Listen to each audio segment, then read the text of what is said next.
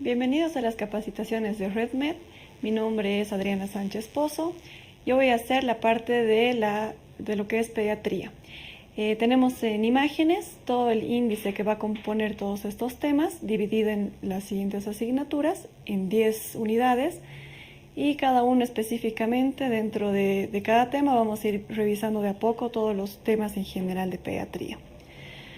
Para continuar y empezar con lo que es la unidad 1 de pediatría, vamos a hablar de todo lo que es neonatología. Dentro de esta unidad vamos a revisar atención del recién nacido sano y con asfixia, ictericia e hiperbilirubinemia, patología respiratoria del recién nacido, sepsis neonatal, tamiz neonatal básico y ampliado. Vamos a introducirnos con lo que es la asistencia al parto o la atención del recién nacido en sus primeros minutos de vida. ¿Qué es lo que tenemos que revisar y revisar un poco más sobre estos temas? Es el test de Apgar, que nos va a servir para poder evaluar a un recién nacido dentro de sus primeros minutos de vida, con la finalidad de poder determinar si ese recién nacido va a requerir o no reanimación. Esta escala va a evaluarse al primer minuto, como vemos en imágenes, de acuerdo a la apariencia, al pulso, a los estímulos y gestos, la actividad y respiración. Tenemos valores del 0 al 2 y dentro de una escala normal tendríamos un niño recién nacido que no va a optar por una reanimación cuando está mayor a 7. Una escala intermedia cuando tenemos de 4 a 6 y un paciente o recién nacido en estado crítico cuando tenemos un Apgar menor a 3. Esta escala se tiene que realizar al primer minuto, a los 5 minutos, 10, 15 y 20 minutos. Recordemos que esta escala, este test de Apgar, no nos va a predecir un índice de mortalidad neonatal, ni tampoco de un riesgo de parálisis cerebral infantil. Si es que este niño recién nacido tiene un Apgar menor a 3, vamos a acudir a lo que es el algoritmo de actuación de reanimación del recién nacido, que lo tenemos también en imágenes en el cuadro adjunto. Que tenemos que evaluar al recién nacido. A los 30 segundos debemos secar y calentar, hacer una estimulación táctil, abrir y aspirar vía aérea. Si notamos que hay una falta de esfuerzo respiratorio, una frecuencia menor a 100, eso ya nos va a indicar un dato para poder hacer una reanimación. Si es que a los posteriores 30 segundos no hay ninguna alteración, en cuanto a la ventilación, vamos a continuar con el algoritmo. Si es que este recién nacido tiene alguna alteración, vamos a administrar lo que es el oxígeno a través de una mascarilla. Recordemos que estos primeros pasos se hace una evaluación del Apgar al primer minuto. Evaluando a los posteriores minutos, vamos a continuar. Si el recién nacido presenta falta de esfuerzo respiratorio o una frecuencia menor a 60 latidos por minuto, vamos a proceder a lo que es intubación y masaje cardíaco, que también lo vamos a ver a continuación. Esos son otros 30 segundos y adjuntamos todo lo que va a ser el inicio de reanimación avanzada con lo que es el uso de adrenalina, bicarbonato y aumentando volumen. Recordemos que la reanimación se hace 32 con 2 reanimadores y 15 a 1 si es con un solo reanimador. La aspiración mascarilla, las ventilaciones se van a dar a través de la mascarilla, igual con estas mismas características. Otra escala que nos va a poder ayudar la valoración de la dificultad respiratoria es el test de Silverman-Anderson. Esta escala, como vemos en imágenes, nos van a dar datos clínicos, signos clínicos, como lo que es el aleteo nasal, el quejido expiratorio, el tiraje intercostal, la retracción esternal y la disociación tóraco-abdominal. De la misma manera se van a evaluar en una escala del 0, 1 y 2 puntos. Obteniendo así, si esta puntuación es menor a 0, quiere decir que no se cuenta con una dificultad respiratoria y el pronóstico es excelente. Tanto así que si esta escala va a ser de 1 a 4, de 5 a 7 o de 8 a 10, vamos a contarnos con un pronóstico, en el caso de ser de una puntuación de 8 a 10, una dificultad respiratoria severa y el pronóstico va a ser muy grave. Recordemos otros puntos dentro de esta parte. que lo que es la cianosis central y periférica. La cianosis central se va a dar con alteración del centro respiratorio y no va a haber un esfuerzo respiratorio como tal, mientras que cuando es una dificultad respiratoria periférica, vamos a observar la cianosis, la incapacidad del intercambio alveolar y un esfuerzo respiratorio aumentado. Dentro de la exploración general del recién nacido, vamos a hacer una clasificación de acuerdo a diferentes escalas. Por ejemplo, en el caso de una clasificación del recién nacido según la edad gestacional, vamos a determinar de acuerdo a las semanas de gestación en un recién nacido pretérmino menor a 37 semanas y un pretérmino tardío entre las 34 y 36 semanas. El recién nacido a término entre las 37 a 41 semanas y 6 días y un recién nacido post-término mayor a las 42 semanas. La clasificación del recién nacido según los percentiles de peso en función a la edad gestacional se van a dividir en estas tres partes, que es pequeño para la edad gestacional cuando hablamos de un percentil 10, de un recién nacido de bajo peso para la edad gestacional. Un percentil 10 a 90 cuando es un recién nacido adecuado para la edad gestacional y un percentil 90 cuando hablamos de un recién nacido de elevado peso para la edad gestacional en base a las tablas de crecimiento y talla y peso. Una clasificación del recién nacido en función al peso del nacimiento las podemos clasificar en un peso normal para un recién nacido entre 2.500 a 3.999 gramos. Un recién nacido de bajo peso al nacer es inferior a 2.500 gramos y a su vez este se va a clasificar en muy bajo peso al nacimiento, menor a 1.500 gramos y extremadamente bajo al nacimiento, menor a 1.000 gramos. Y hablamos de los productos macrosómicos o recién nacidos macrosómicos cuando este pesa alrededor o más de 4 kilos. Recuerden que es muy importante que cada paciente tiene patologías previas que cada una se va a estudiar a lo largo de los siguientes capítulos. Por ejemplo, en el caso de los recién nacidos macrosómicos, tenemos que tener en cuenta lo que es el síndrome de aspiración por meconio, que por lo general tienden a tener un parto distóxico traumático obstétrico, el cual va a presentar parálisis faciales, parálisis braquiales. Por lo general son hijos de madres diabéticas que presentan diabetes durante el embarazo, llamada diabetes gestacional. Muchas veces estos recién nacidos van a tener hipoglicemia, incluso hipocalcemia. Y tenemos síndromes como el de Wekenbeek-Wiedemann, que van a ser típicos de los recién nacidos macrosómicos. En cuanto a los recién nacidos con crecimiento intrauterino restringido, CIR, las características de estos recién nacidos van a ser que tienen o tienden a tener mucha hipoglicemia, hipocalcemia, policitemia, tienden a tener más riesgo de enterocolitis necrotizante, pero estos tienen una menor probabilidad de sufrir lo que son enfermedad de membrana hialina. En cuanto a un recién nacido prematuro, vamos a tener ciertas características o enfermedades que tenemos que pensar en estos recién nacidos, como es la enfermedad de membrana hialina, el ductus arterioso persistente, la enterocolitis necrotizante, que es muy típica y es muy frecuente en estos recién nacidos, la hemorragia intraventricular, la leucomalacia periventricular, anemia de la prematuridad y retinopatía del prematuro.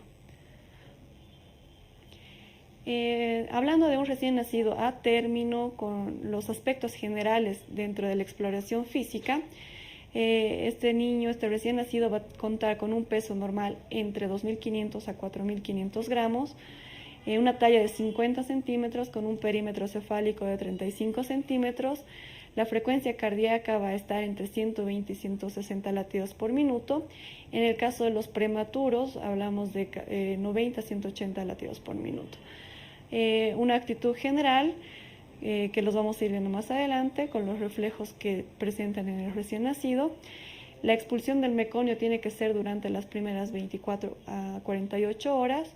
Caso contrario, nos va a indicar que este va a presentar una disfunción o alguna malformación a nivel del tracto gastrointestinal. El inicio de la diuresis muchas veces es al momento del parto y tiene que ser de inmediato, ¿no? En cuanto a la nutrición de un recién nacido, debe tener con un aporte calórico de unas 110 calorías kilogramo día, y los líquidos de ingreso van a ser de 120 a 150 cc kilogramo día. Como vemos en la imagen, hay características típicas, digamos, en el caso de los recién nacidos pretérmino, como es el lanugo, estas pequeñas microgotitas que vemos alrededor de la nariz, que se llama millennium, y muchas veces en los recién nacidos a término o post-término vemos lo que es la piel moteada. ¿Qué alteraciones tenemos que ver a nivel de las alteraciones cutáneas fisiológicas?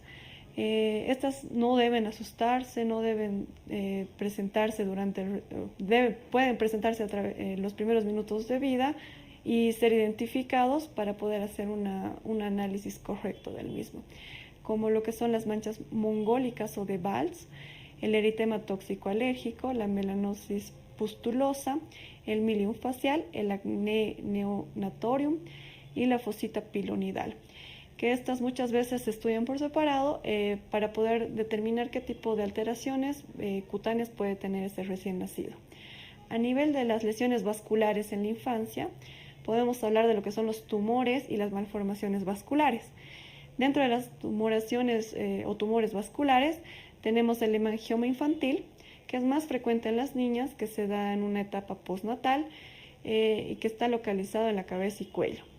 El hemangioma neonatal es de característica múltiple, está originado, ocasionado en la parte de la piel y mucosas. Muchas veces está asociada a una triada, que es la hepatomegalia, la insuficiencia cardíaca y una anemia. Los hemangiomas congénitos y el hemangioendotelioma capaciforme, que muchas veces es retroperitoneo, que se encuentra a nivel de la piel y es infiltrativo. Dentro de las malformaciones vasculares vamos a poder determinar lesiones benignas no tumorales que están previstas desde el nacimiento, ¿no? Entrando un poco a lo que es la exploración del recién nacido como tal, vamos a poder ver a nivel de la cabeza, están divididos en diferentes cuadritos, la parte del cráneo. Muchas veces hay un modelado por el parto, dependiendo del tiempo de duración del parto. Cuando este parto ha sido traumático, ha sido prolongado, vamos a tener este moldeamiento de las suturas, ¿no? Vamos a ver también lo que son el cráneo Tabes, que por lo general es blando, está a nivel de los huesos parietales, es fisiológico. Si se determina solo en esta parte. Es patológico cuando se encuentra en el área occipital, cuando este es persistente, cuando está acompañado de disostosis craneal, el cráneo es lacunar y tiene enfermedades características como son el hipotiroidismo y el síndrome de Down. A nivel de las fontanelas, que es lo que tenemos que evaluar durante la exploración física del recién nacido, vamos a observar las principales, que son la fontanela anterior, de unos 8 que se cierra a los 8 hasta los 18 meses, y la fontanela posterior, que esta tarda un poco más, se cierra a partir de los 3 meses. Podemos observar también lo que son las suturas, a veces acabalgadas, la craneosinostosis, que a veces es una fusión prematura de las suturas. ¿Qué alteraciones podemos ver a nivel de las fontanelas?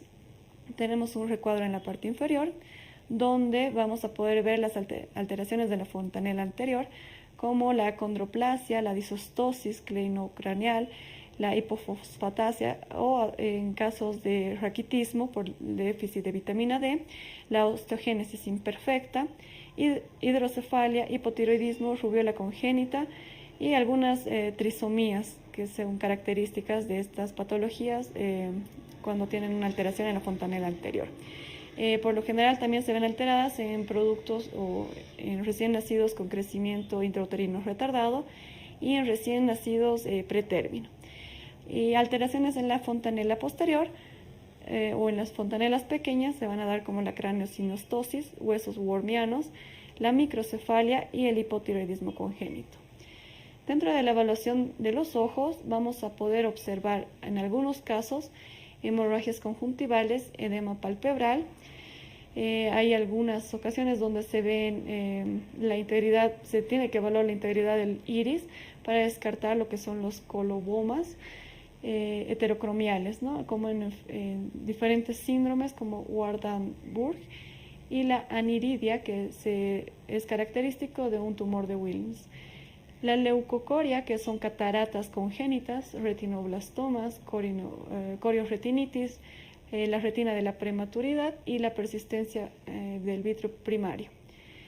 En la parte de la evaluación de la exploración física de las orejas, vamos a observar algunos apéndices o fositas preauriculares que muchas veces están asociados a lo que son alteraciones renales. En la evaluación o exploración física de la boca, hay recién nacidos que cuentan con lo que son los dientes neonatales, que por lo general se van a ver en síndromes como Ellis van Green-Wendel, Hilderman-Streiff. Estos van a no se van a caer previo a lo que son la dentición primaria, ¿no? De las dentadura de leches.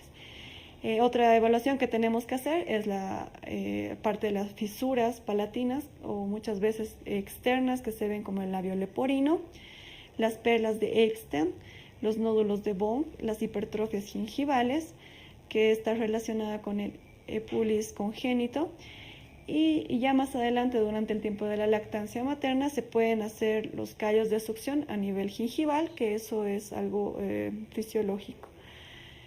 Dentro de la evaluación del cuello hay que descartar cualquier tipo de masas cervicales, evaluar lo que son hematomas por un esternocleidomastoideo o nódulo de Stroh-Meyer, la tortícolis congénita por una fibrosis del esternocleidomastoideo, y en algunos casos evaluar la piel redundante del cuello, como en el síndrome de Turner o el síndrome de Down.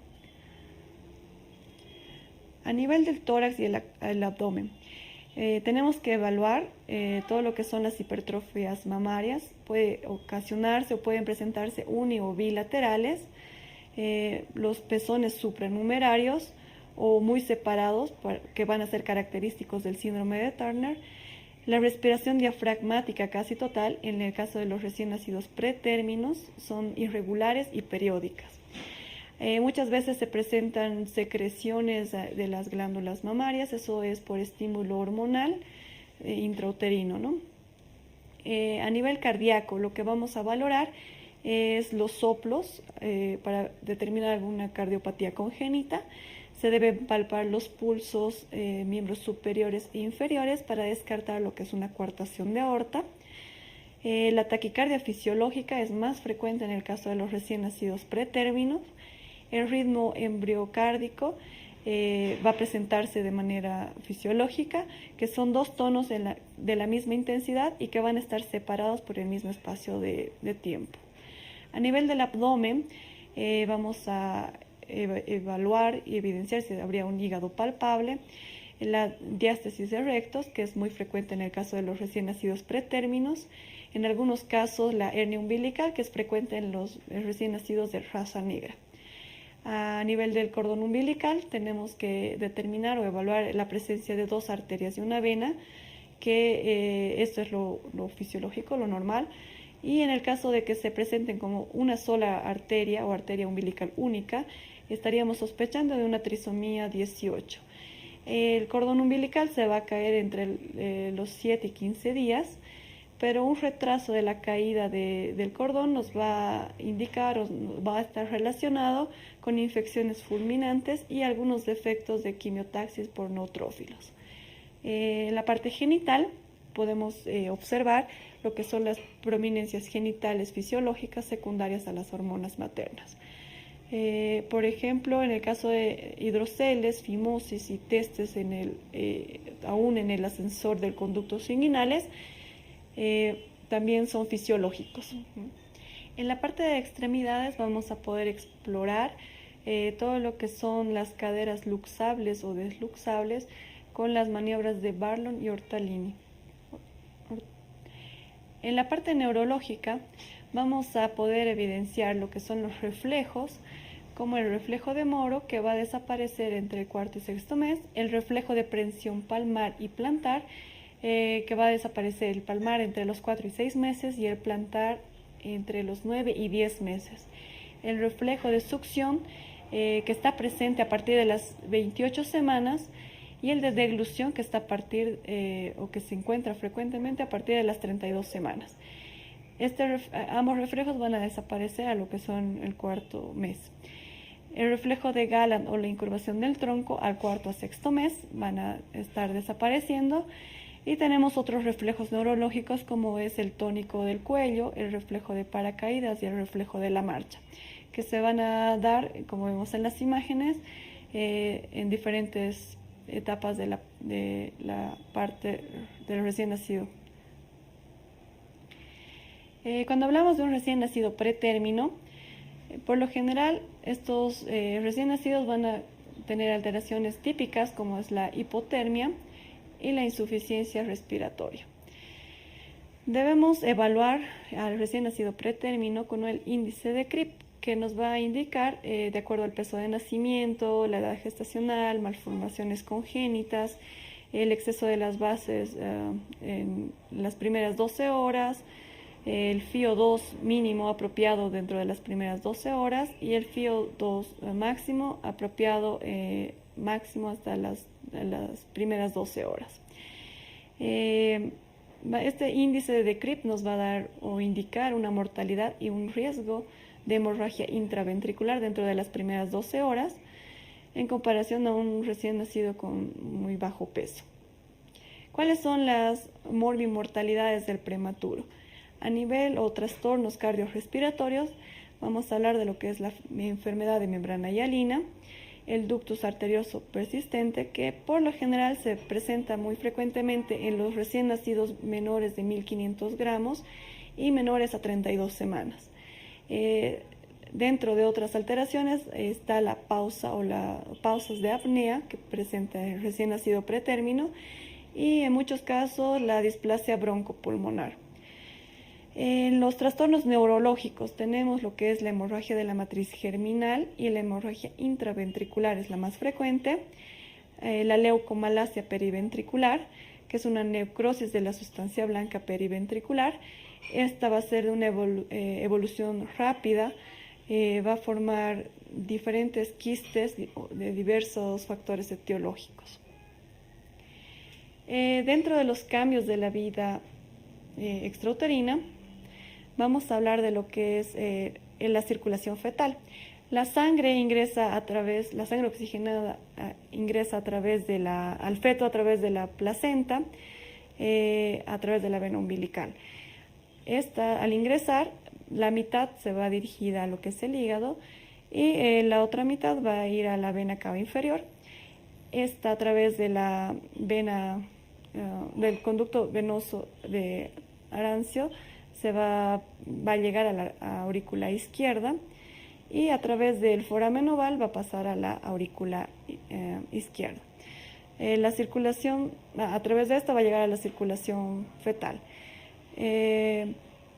Una vez en la circulación fetal hay también otro cierto porcentaje que es un poco de sangre que llega al ventrículo derecho.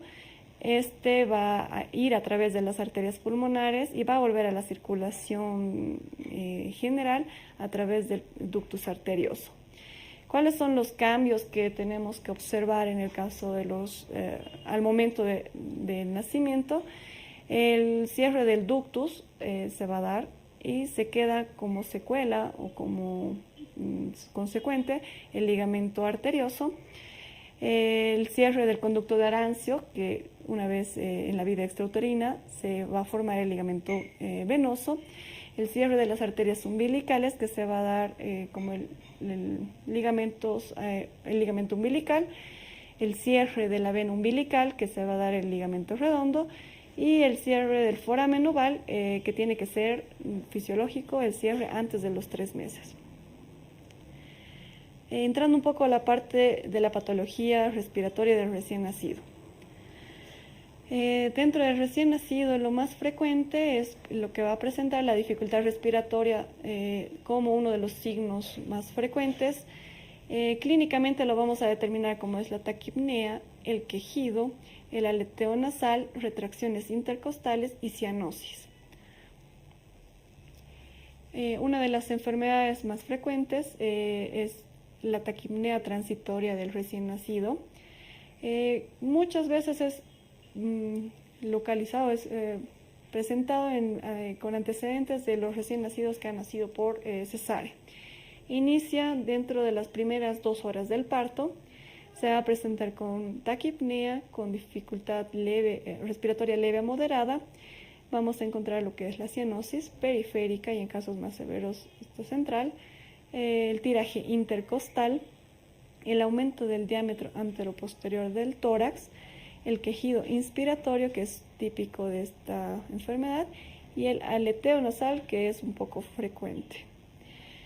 El síndrome de aspiración por meconio, SAM, o SALAM, vamos a hablar en el caso hablábamos de los recién nacidos post-término, que es más frecuente.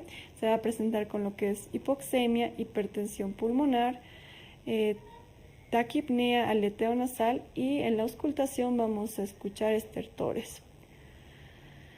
El síndrome de dificultad respiratoria, por lo general va a estar dado por lo que son mencionados anteriormente y por aspiraciones de lo que son lípidos y proteínas. Hablamos de la neumonía neonatal como un periodo antenatal que se encuentra, podemos evidenciar o podemos estudiar en el caso de que haya presentado durante el embarazo a la madre enfermedades como lo que es el herpes virus, citomegalovirus, adenovirus, toxoplasma godi y rubiola.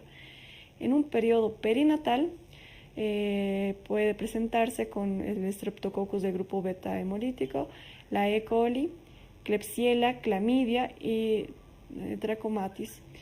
Y en un periodo neonatal, la etiología va a ser generalmente por virus, rinovirus, adenavirus, enterovirus parainfluencia o influencia virus sincital respiratorio.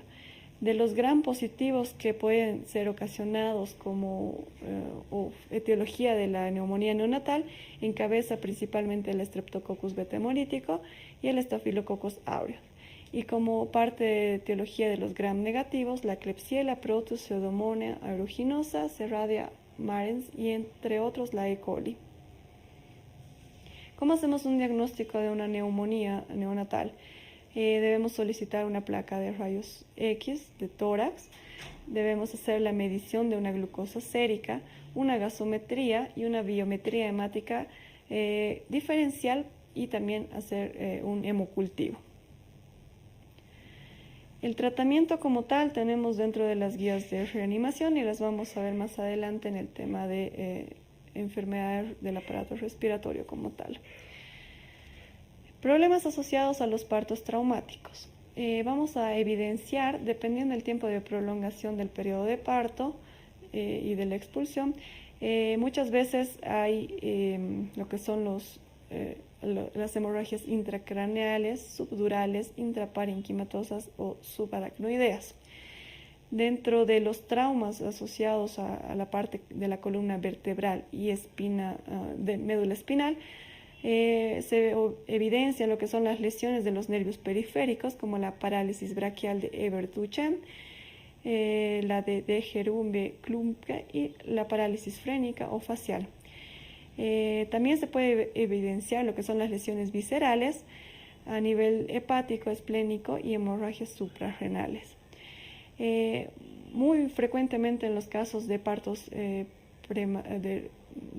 traumáticos de recién nacidos post-término vamos a evidenciar lo que son las fracturas de clavículas de algunas extremidades en el caso de las presentaciones distóxicas y la adiponecrosis en el caso de una necrosis grasa subcutánea. Vamos a hablar un poco de lo que es la encefalopatía hipóxico-isquémica y la asfixia perinatal. Como etiología vamos a tener principalmente la hipoventilación o la hipotensión materna, La tetania uterina, dependiendo del tiempo prolongado de las contracciones uterinas, también nos va a dar como etiología una encefalopatía hipóxico-isquémica, ¿no? La insuficiencia placentaria, el desprendimiento prematuro de placenta y los nudos de cordón, que son muy frecuentes en el caso como etiología de estas encefalopatías. Causas o etiologías tras el nacimiento de este tipo de encefalopatía van a ser principalmente la anemia, el shock, las cardiopatías y las alteraciones pulmonares. Como clínica tenemos en el recién nacido a término de la encefalopatía hipóxico-isquémica van a ser secundarias o van a producir secundaria una necrosis neuronal, convulsiones y en algunos casos hemiplegias. Y en el caso de los recién nacidos pretérminos, es muy frecuente que presenten hemorragias intraventriculares, leucomalacia y diplejías espásticas. Acá tenemos una imagen en cuanto a las manifestaciones clínicas para verlo en pantalla completa. Por ejemplo, a nivel neuronal, que van a ser en el mayor porcentaje, el tipo de manifestaciones de ausencia del oxígeno va a alterar lo que es el edema. Se va a presentar el edema cerebral, convulsiones neonatales, puede haber hemorragias intraventriculares del parénquima cerebral y muchas veces, dependiendo del tiempo de prolongación que haya sufrido la ausencia del oxígeno, vamos a encontrar algunas secuelas neurológicas. En la parte de lo renal, alteraciones renales en un 42% va a presentar oliguria, insuficiencia renal aguda.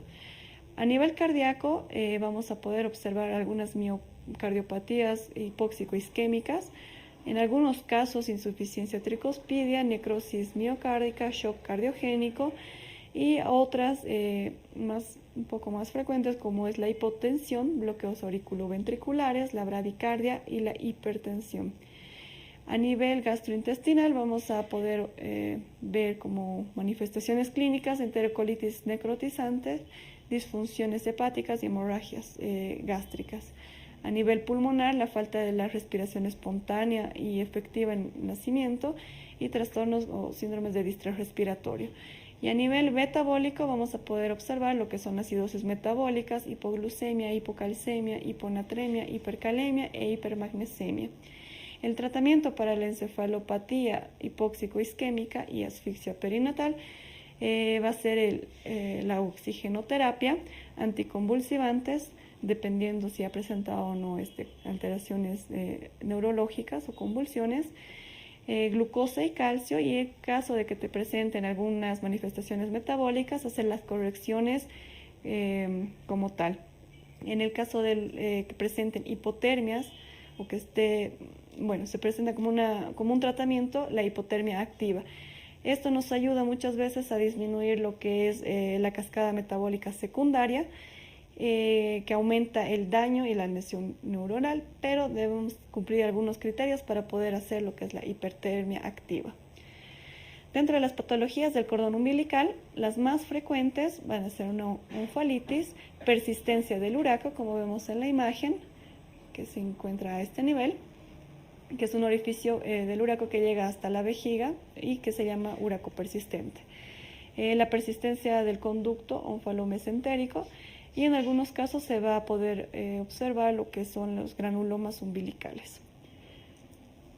En la parte del aparato respiratorio vamos a poder determinar algunas enfermedades como la apnea, que es una enfermedad idiopática de la prematuridad o primaria. Algunas veces esta apnea es secundaria y debemos hacer diagnósticos diferenciales como las pausas de apnea y la respiración periódica. El tratamiento para esto es una monitorización continua, estimulación táctil, estimulación del centro respiratorio. En algunos casos los recién nacidos van a ingresar o van a necesitar el CPAP y algunas veces transfusiones de hematíes. En la enfermedad de membrana hialina o síndrome de distrés respiratorio del recién nacido tipo 1 se van a dar por alteraciones pulmonares por falta de madurez del tejido, el déficit del surfactante, como un shunt de derecha a izquierda, una persistencia del ductus arterioso y del foramen oval. Por lo general, los pulmones deben madurar hasta las 34 semanas. En el caso de los recién nacidos pretérminos, esta enfermedad es muy frecuente por la ausencia del déficit de este surfactante. La prevención que se debe hacer para evitar, en el caso de recién nacidos a término o pretérmino, van a ser el uso de corticoides. El tratamiento, una vez para realizarlo, es la asistencia respiratoria, la administración de surfactantes vía endotraqueal y la antibiótico-terapia empírica, viendo algunas complicaciones en el caso de la persistencia del ductus arterioso. Vamos a ver otras enfermedades típicas de lo que es el aparato respiratorio, como el síndrome de aspiración meconial, la hipertensión pulmonar persistente del recién nacido o la persistencia de la circulación fetal, una vez extrauterina, el aire ectópico, que muchas veces va a presentar un recién nacido, como lo que es el neumotórax, el neumomediastino, el enfisema intersticial pulmonar y el neumopericardio. En algunos casos podemos observar las displasias broncopulmonares o una enfermedad crónica de la prematuridad. En algunos casos también se evidencia lo que son las hernias diafragmáticas, que ahora se pueden estudiar a través de lo que es la ecografía durante el periodo prenatal. Y una hernia o otro tipo de patologías, las hernias de Morgagni. Acá tenemos una tabla donde vamos a poder evidenciar las diferencias que existen entre todas estas enfermedades del aparato respiratorio, cuál es la etiología de base, el factor de riesgo, la clínica, que por lo general todas van a tener la misma clínica, va a ser un distrés respiratorio de acuerdo a la evaluación que hacemos por el test de Silverman, y un aumento o necesidad de oxígeno, ¿no? En la placa del tórax, vamos a poder evidenciar algunas diferencias, y en cuanto al tratamiento también, si bien estos deben ser la administración de oxígeno como tal, tenemos algunas diferencias en cuanto al tratamiento dependiendo si la enfermedad o la patología es una enfermedad de membrana hialina, vamos a necesitar lo que es el surfactante. Si es la taquipnea transitoria del recién nacido, el soporte respiratorio va a ser lo principal. Si es una un síndrome de aspiración meconial, vamos a hablar del soporte respiratorio más el uso de antibióticos. En el caso de una hipertensión pulmonar persistente, el soporte respiratorio más óxido nítrico inhalado. En el caso de un aire ectópico, vamos a poder ver la observación positiva o negativa y haciendo drenajes, dependiendo del lugar de localización de la parte donde se encuentre el aire ectópico. Y cuando hablamos de una displasia broncopulmonar, vamos a tener como el tratamiento la restricción hídrica, el soporte respiratorio, más el uso de diuréticos y corticoides como la dexametasona. Entrando a lo que es la parte de la enfermedades del aparato digestivo, vamos a tener diferentes tipos de patologías. Dentro de las principales o las más importantes, lo que es la atresia esofágica, que hay que diferenciarlas también de lo que son las fístulas traqueoesofágicas, que tenemos acá un cuadro donde estamos pudiendo observar a pantalla completa. Cuando tenemos la anatomía normal de un recién nacido, se observa lo que es la tráquea, el esófago y el conducto tracto intestinal. Cuando es una atresia única como clasificación, vamos a observar la atresia a este nivel. Cuando solamente hay una fístula, vemos que hay una comunicación entre lo que es la tráquea y el esófago, una atresia y una fístula superior, que lo vemos en la parte superior, que está con una fístula, y en la parte inferior, que está con una atresia. Una atresia y fístula inferior, de la misma manera, el esófago va a estar comunicado con la tráquea en la parte inferior, pero la atresia va a estar en la parte superior.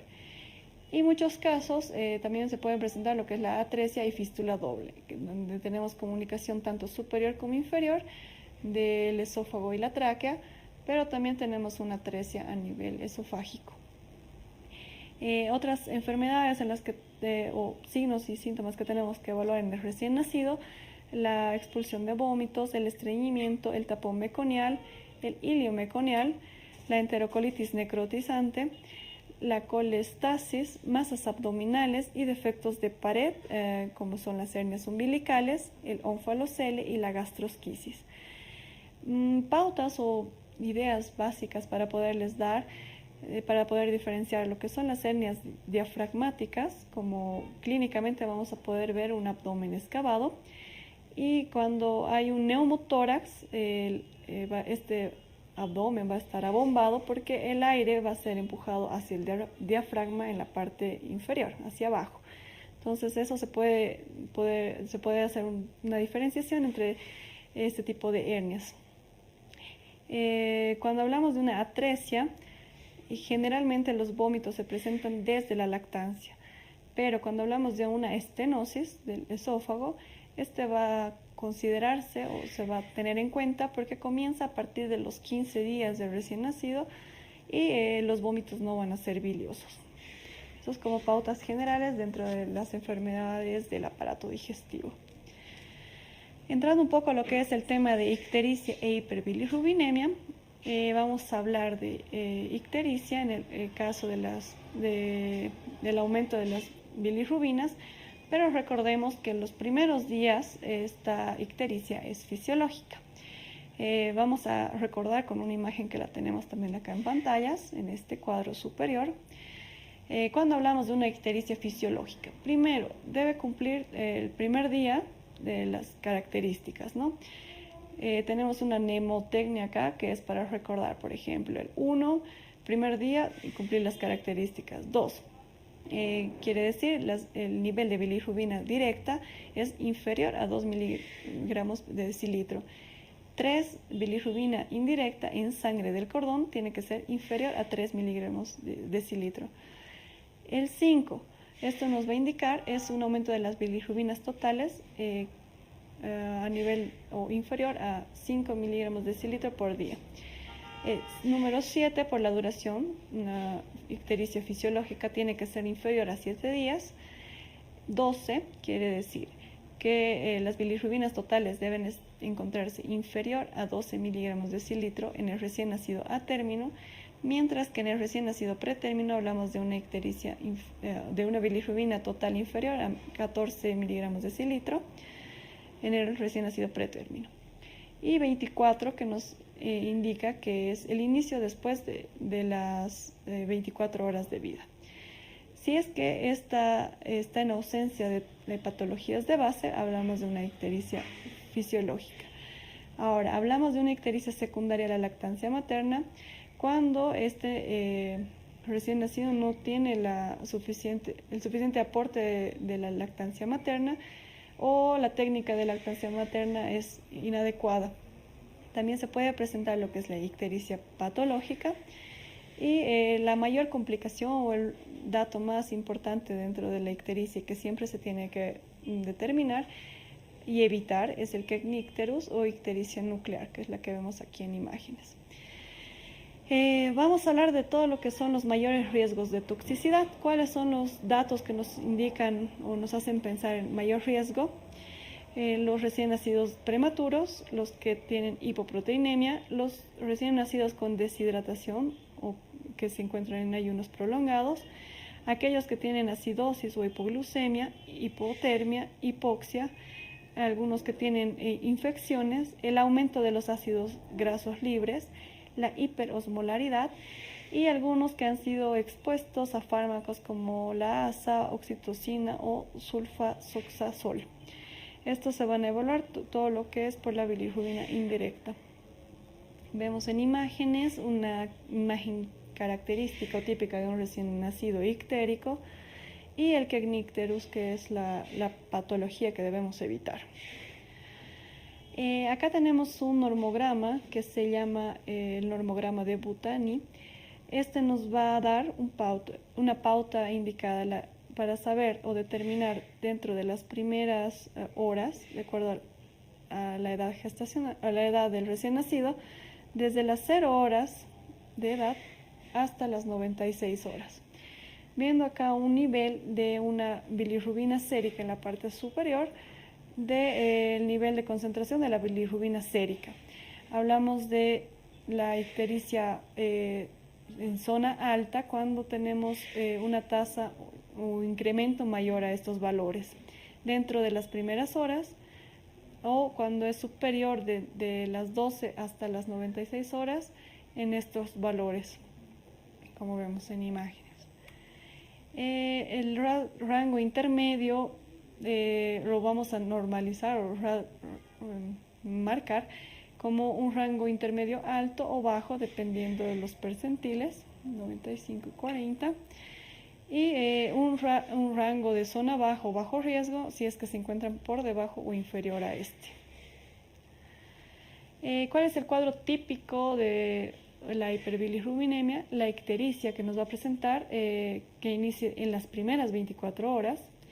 Si la bilirrubina total se eleva a más de 0,2 miligramos de decilitro por hora, cuadros que se presenten con niveles elevados de bilirrubina después de las 2 semanas de vida, elevaciones de bilirrubina directa mayor a 20% de la bilirrubina total, y esto nos va a hacer pensar en lo que es la colestasis neonatal. ¿Cómo debemos evaluar los niveles anormales de bilirrubina? Tenemos la escala de Kramer modificada para poder evidenciar o clasificar de acuerdo a las zonas que va a tener, y esto es como una escala a grandes rasgos, ¿no? Típica, o que cada doctor o cada médico la va a poder evaluar según su criterio, ¿no? Si la ictericia se encuentra solo a nivel de la cabeza y cuello, vamos a decirlo como zona 1, y suponemos que la ictericia puede ser por una mala técnica de lactancia, o que la bilirrubina está menor a 5 miligramos de decilitro. Cuando ya hablamos de una zona 2, 3, 4 o 5, vamos viendo a nivel de ombligo, rodillas, tobillos o región palmar y plantar, de extremidades superiores e inferiores, que nos haría pensar en una concentración de bilirrubinas mayor a 15 miligramos de decilitro. ¿Qué es lo que tenemos que buscar en los casos de hiperbilirrubinemia? Podemos sospechar de una sepsis, una anemia hemolítica, hipotiroidismo, diabetes mellitus, policitemia, asfixia, cefalohematoma, hepatitis, atresia biliar o enfermedades congénicas o metabolopatías. El diagnóstico lo vamos a realizar a través del normograma de Butalini.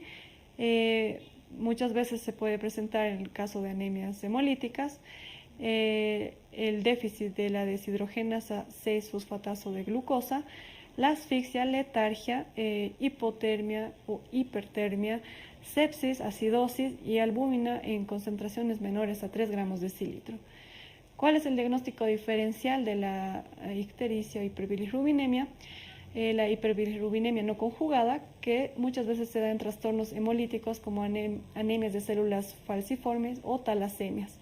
Defectos de los eritrocitos como esferocitosis o déficit de esta deshidrogenasa 6-fosfato de glucosa.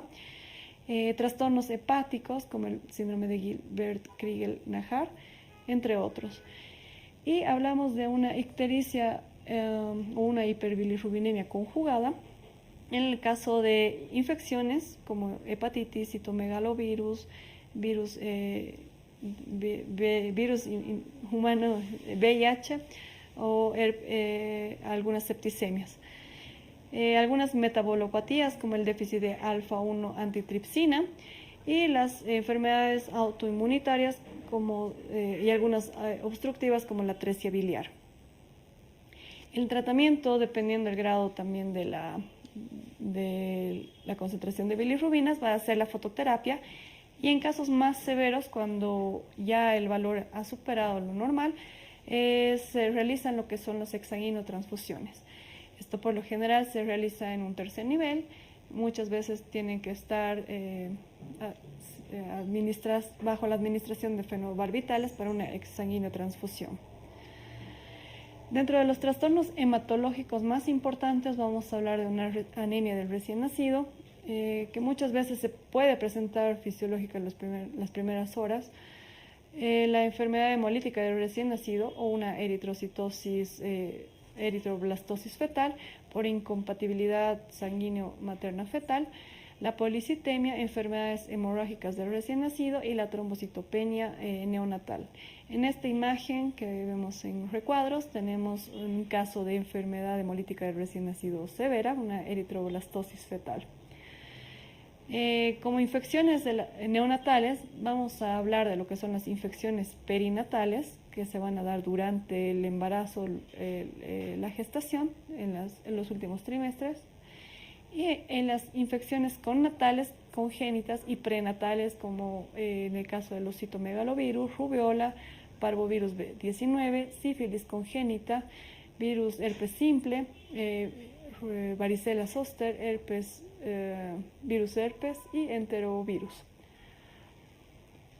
Tenemos acá un recuadro donde podemos evidenciar, de acuerdo al trimestre en el que se encuentra ya sea el embarazo, la vía de contagio, la clínica que tenemos como tal y el tratamiento que se va a realizar. En el caso de una toxoplasmosis, si se presenta durante el primer trimestre, es una enfermedad o va a ser una enfermedad muy grave. Si a partir de un tercer trimestre, la enfermedad, que son las más frecuentes, se pueden catalogar como un poco graves, pero que todavía se presentan, ¿no? La vía de contagio como tal va a ser a nivel placentario. La clínica va a ver la tetrada de Sabin, que va a ser coriorretinitis, hidrocefalia, convulsiones y calcificaciones. Como el tratamiento vamos a tener la sulfacidina, pirimetadina, más ácido fólico durante un año. Y tenemos otras enfermedades como la rubiola, citomegalovirus, el herpes virus simple, el herpes virus zoster, el parvovirus B19, sífilis y el herpes virus hepatitis B. Como vemos, las vías de contagio van a ser diferentes, van a ser en su mayoría placentarias. El herpes simple se va a dar a través de en la parte o en la etapa del intraparto, que es la única diferencia. Y la clínica sí va a tener algunas diferencias como tal dentro de cada una. El tratamiento también va a ser relacionado a la etiología de base que tenemos, como las enfermedades. Hablando un poco de las enfermedades metabólicas, vamos a hablar de la hipocalcemia, la osteopenia del prematuro, el caso de un hijo de una madre diabética, la hipoglicemia y el hipotiroidismo congénito. Las consecuencias del consumo de tóxicos durante el embarazo, que también van a ser muy frecuentes en el caso de madres que están expuestos a ingestas de opiáceos, uso de metadona, heroína, cocaína y lo más típico y más frecuente, el síndrome alcohólico fetal, que como vemos en imágenes, estos tienen rasgos bien típicos de cada enfermedad. En el caso de un niño con síndrome alcohólico fetal, vamos a evidenciar lo que es la microcefalia, el puente nasal bajo, el pliegue epicántico, anomalías de la implantación de las orejas, micrognasia, que se va a ver muy frecuente, el labio superior delgado y surcos lisos, ¿no? Y una fisura palpebral pequeña. Hablando un poco de lo que es la sepsis neonatal, vamos a clasificar lo que es la sepsis neonatal temprana, que se va a dar en los 3 primeros días de vida, que va a estar acompañado por lo general de una neumonía o una dificultad respiratoria. Muchas veces esta es multisistémica y tiene una mortalidad entre el 5 y 50%. Dentro de los factores de riesgo de la sepsis neonatal temprana tenemos a los recién nacidos bajo peso para la edad gestacional, enfermedades febriles de la madre con evidencia clínica de una infección bacteriana dentro de las últimas 2 semanas previas al nacimiento, un líquido amniótico meconial, la prematuridad, una ruptura prematura de membranas mayor a 24 horas, un trabajo prolongado mayor a 24 horas y una asfixia perinatal. Dentro de los agentes infecciosos más frecuentes de las sepsis neonatales vamos a tener estas principalmente, las bacterias gram negativas como Klebsiella y Escherichia coli. La sepsis neonatal tardía se va a dar posterior a las 72 horas de vida Estas, por lo general, tienen un origen, una etiología de adquisición nosocomial, y los microorganismos más frecuentes como etiologías van a ser el Staphylococcus aureus, el Staphylococcus coagulasa negativas y Bacillus gram negativos. Como el cuadro clínico como tal, tenemos lo que es la hipotermia grave o fiebre, letargia del recién nacido, un llanto débil, dificultad para la succión, intolerancia de la vía oral. Ese bebé no va a poder tomar nada, no va a poder succionar nada, porque tiene el estado neurológico y compromiso general deprimido. Una escasa perfusión, un llenado capilar retardado, mayor a 2 segundos, y va a presentar lo que es hipotonía. En la parte de los reflejos va a haber una ausencia de los reflejos primarios. Muchas veces va a estar acompañada de una bradicardia o una taquicardia. Va a presentarse con dificultad respiratoria de diversos grados. Va a estar presente lo que es la polipnea, apnea o una respiración superficial. Muchas veces están acompañados de lo que es hipo o hiperglucemia y acidosis metabólica. Dentro de las manifestaciones neurológicas vamos a poder observar una fontanela anterior abombada, hay irritabilidad del recién nacido o del bebé en este caso, del lactante o que va a estar con mucha irritabilidad, va a estar llorando, no se lo va a poder calmar con nada, y en algunos casos ya más severos estaría presente el estupor o coma. Y en muchos casos se evidencia o manifiesta con presencia de convulsiones. Dentro de las manifestaciones cardiovasculares es muy frecuente la hipotensión por la escasa hipoperfusión y en algunos casos estados de choque y llenado capilar retardado. Dentro de las manifestaciones gastrointestinales y hepáticas va a haber una intolerancia a la alimentación. Se va a evidenciar la presencia de vómitos, diarrea, distensión abdominal. Por radiografía vamos a poder observar lo que es un hilio paralítico, clínicamente una ictericia, una hepatomegalia o una hiperbilirrubinemia directa.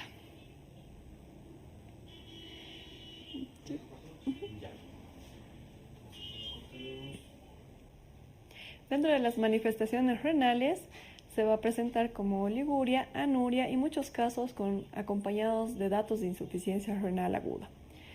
En las manifestaciones hematológicas vamos a tener lo que son las hemorragias, petequias o púrpura. En las manifestaciones cutáneas a veces están acompañados de lo que son pústulas, eritemas periumbilicales, abscesos y la piel marmórea, que es bien característica de aquellos que se encuentran con sepsis neonatal.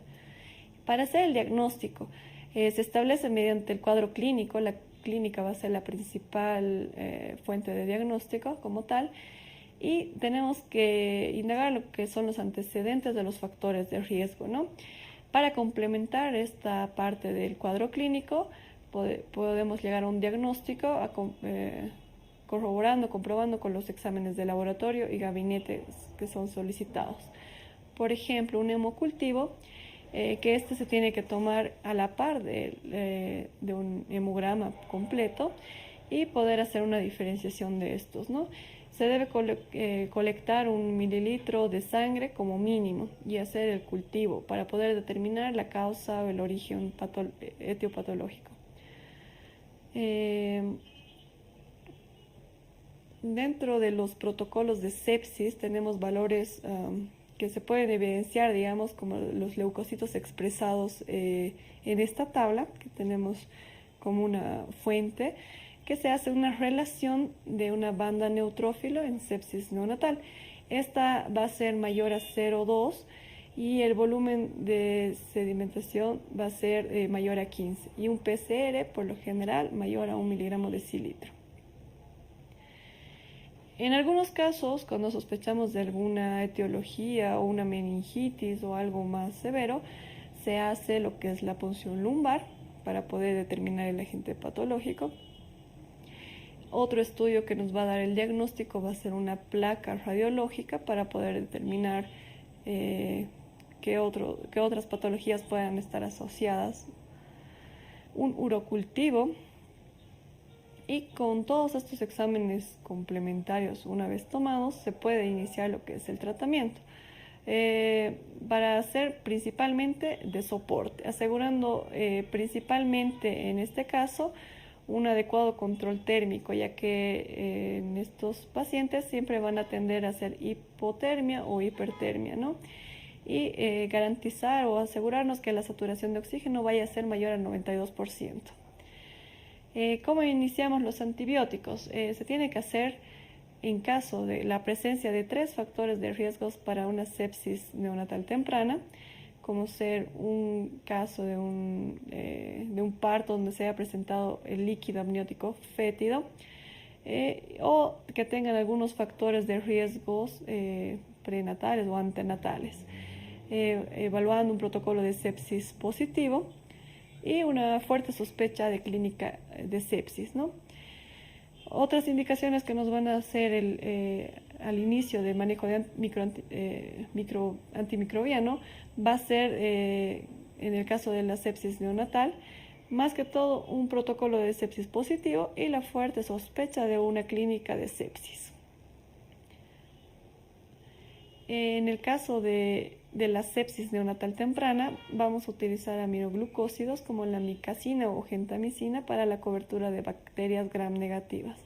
Y en el caso de ampicilina, para la remota posibilidad de que pueda haber un agente patológico causante como es la Listeria monocytogenes. En el caso para la sepsis neonatal tardía, vamos a iniciar el tratamiento antibiótico empírico con la dicloxacilina o directamente la vancomicina. Hablando un poco de lo que es el tamizaje neonatal, este se va a realizar entre el tercer y quinto día del recién nacido. Hacemos en la parte del talón, vemos en esta imagen, tenemos la localización adecuada, ¿no? Muchas veces se piensa que se debe hacer en esta parte, pero en esta prueba se debe realizar en la parte lateral de la parte inferior de los pies. Su objetivo principal como un tamiz o tamizaje neonatal es detectar cualquier existencia de enfermedades que se manifieste antes de que éstas se manifiesten, ¿no? Para iniciar un tratamiento oportuno. Como decíamos, se tiene que hacer del tercer al quinto día y se utilizan las tarjetas de Gutteri para poder recolectar lo que es la muestra de sangre. En el caso de enfermedades de hipotiroidismo congénito, estas son también autosómicas recesivas. ¿Qué es el tamizaje básico? Lo principal, como lo llamamos, que se tiene que tomar para poder diferenciar, digamos, algunas enfermedades como el hipotiroidismo, la hiperplasia suprarrenal congénita, la fenilcetonuria, la galactosemia o la fibrosis quística.